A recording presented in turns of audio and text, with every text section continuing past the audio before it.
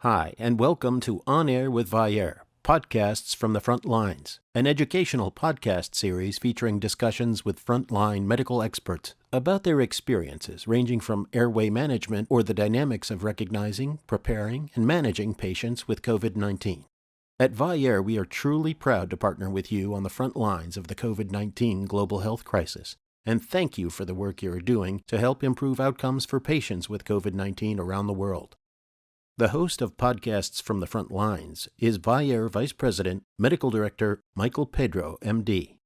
This episode is focused on the ER and COVID-19 and features our guest medical expert, Dr. Jessica Paulson, board-certified emergency medicine physician, assistant clinical professor, SUNY Downstate Hospital in Brooklyn, New York. This podcast is for educational purposes only. The scientific exchange content in the podcasts from the front lines may address the off-label use of Vyaire devices and supplies that are the sole responsibility of the device or supplies owner, and is undertaken with the understanding that the owner assumes all liability for such use.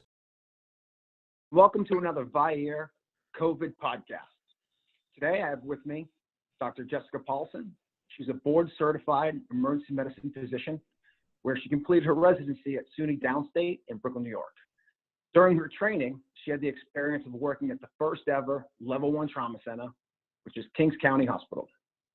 After residency, she eventually returned to SUNY Downstate, where she's an assistant clinical professor, and Governor Cuomo just recently named SUNY Downstate a COVID-only hospital. So I'm really excited to have her on this podcast. Welcome, Jessica. Thank you for having me.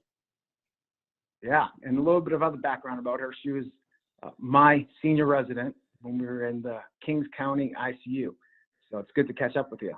Yeah, it's been a while, but I'm glad to be here. Yeah. We were talking about how things might have changed and whether there's enough respiratory therapists to manage a vent or enough critical care physicians to manage vents. And you started talking about changing your ICU admission criteria. You want to get into that a little bit? Yeah, for sure. So you only get admitted to the ICU at Downstate if you're vented, and then even if you're vented, you have to be like hemodynamically compromised. I'm admitting.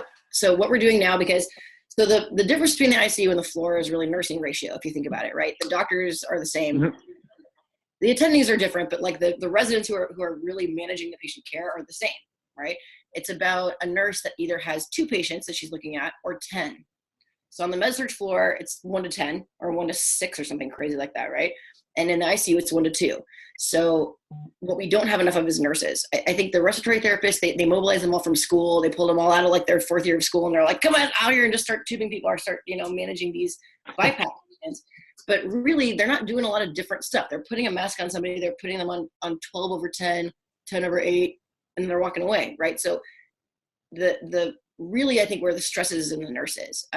The ICU, so now what we're doing in the ER, because we're essentially critical care, right, is if you come in with DKA, which a ton of diabetic patients are coming in, like I said, they're all hyperglycemic, but if you're diabetic, you're coming in not just hyperglycemic, but actually in DKA, we're closing their gap in the ER, we're putting them on long-acting, we're taking them off the drip, and then we're admitting them to the floor. So I can admit somebody with DKA to the floor, but the understanding is that I will take them out of DKA and put them on long-acting insulin so that they can be managed Q4 hours instead of Q2 by a nurse that has 10 patients instead of 2. And that's the new move. So now everybody with DKA, everybody with otherwise, like we had a patient in thyrotoxicosis yesterday. She got admitted to the floor to a telemetry bed, We loaded her with PTU, and we gave her, she was pregnant and in thyrotoxicosis, right? It was like your classic presentation.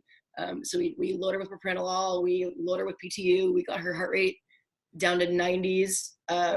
She still had pulmonary edema, she still had bilateral pedal edema, she was still in, the BW score, whatever that's called, the Burkhoff-Wyckoffsky score or whatever.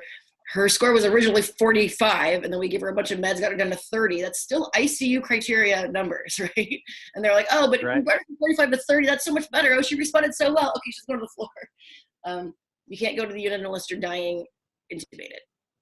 And so it's really, I think it's changed the floor medicine a lot. It's changed ER medicine a lot. We have a ton of boarders because if you need to go to the ICU, we have to essentially change that before you can go to the floor. And that's how we're doing it. Thank you for joining us today. To suggest a topic for future podcasts from the front lines or to stay informed, please visit us at Vyaire.com.